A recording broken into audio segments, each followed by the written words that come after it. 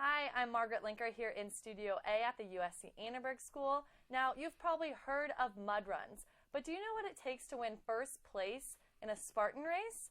Now, I've got an elite sponsored Spartan racer here with me today, Tucker Trainer. How's it going? Thanks for being here Thanks today, for having Tucker. me. Pleasure. So let's get into it. Tell me what Spartan races are and why you started competing in them. Great question. So Spartan races are military-inspired obstacle course races, commonly known as the mud runs, kind of. So you'll be doing anything from climbing ropes, going under barbed wire, and they range from 3 to 14 miles in distance, depending on which one you do. Spartan races brand themselves as the competitive one. There's a bunch of different brands. I'm sure you may have heard of Tough Mudder, something like that. There's other ones, but Spartan race is really on the cutting edge of making it a sport and making it competitive. I did high school football and basketball, and that was the last of my sort of competitiveness before college. And then college hit, and I sort of lost sight of exercise. I started eating really bad, kind of the freshman 15 type deal.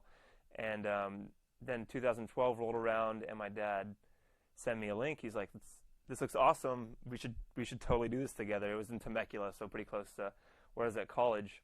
And I went out and did it, and it really changed my life.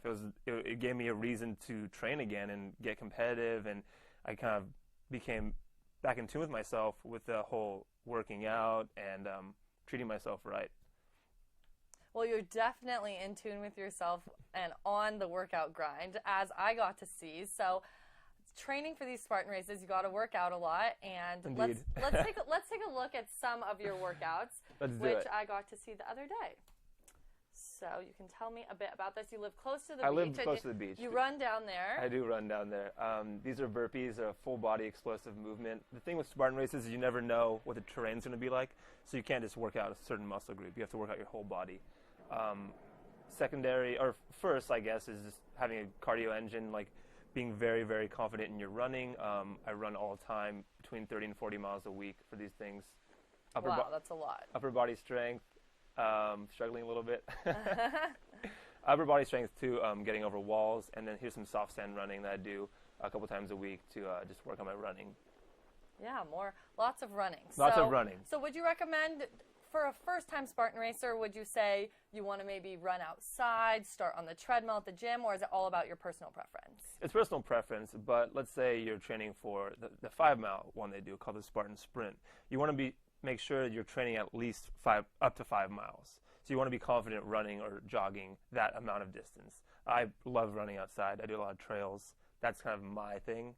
But if you don't have access to that or time, you can always go to a gym, work on the treadmill, even row, bike, stuff like that. Anything where you're increasing your heart rate and getting comfortable having an elevated heart rate.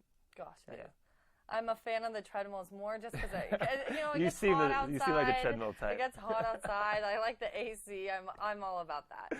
It's nice, yeah. Other than Spartan racing, obviously you're a healthy man, and you've got this blog, Stay Healthy LA, and you like to post a lot of recipes. That's what I've seen on there. So I got to see one of your smoothies. You did. Why don't you tell me about your go-to post-workout smoothie? Post-workout smoothie. There's my stocked fridge. Lots of produce. We're going to do some kale, which is in my hands at the moment. Post-workout, I like to do a little protein powder, which you see here, beet powder, almond butter, banana. I throw ginger in everything because it's really good for you, anti-inflammatory. I like the taste. A lot of people don't. I think you said you didn't. Yeah. Or too much for you. Yeah, it made it like kind of spicy for me, but still, I get the benefits. Definite benefits. Some sunflower seeds, and I throw it all together in a Ninja blender, which has also changed my life as much as Spartan racing. And then you blend it on up? I blend it with some ice and some almond milk. A lot of almond stuff. Yeah, lots of almond stuff. Which is good for you. So no dairy? No dairy for me. I eat a primarily vegetarian diet. I think diet needs to be expansive rather than restrictive. A lot of people say, "Oh, I can't diet because I have to cut out so many foods." I don't feel like that's healthy for you. And there you are. Look how happy I am. Look wow. at how happy you are with that vegetarian-based meal. Yeah, look at that. Love it. So the morning of a Spartan race, is that something you would eat, a smoothie, or do you have a different go-to?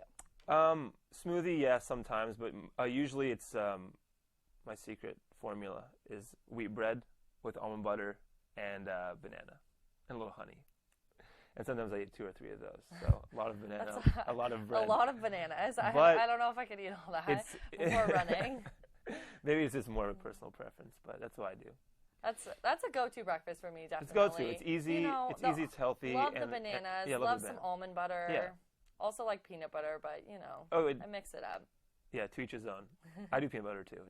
I like almond butter better. Well, thank you so much for coming here today. It was great to get a little bit of the behind the scenes of Spartan racing. And if you guys want to go check out Tucker's blog, you can go to Stay Healthy LA. He's also on Instagram and Facebook. Thanks again so much. Thank you. It's been a pleasure. I'm Margaret Lenker here at the USC Annenberg School for Communication and Journalism.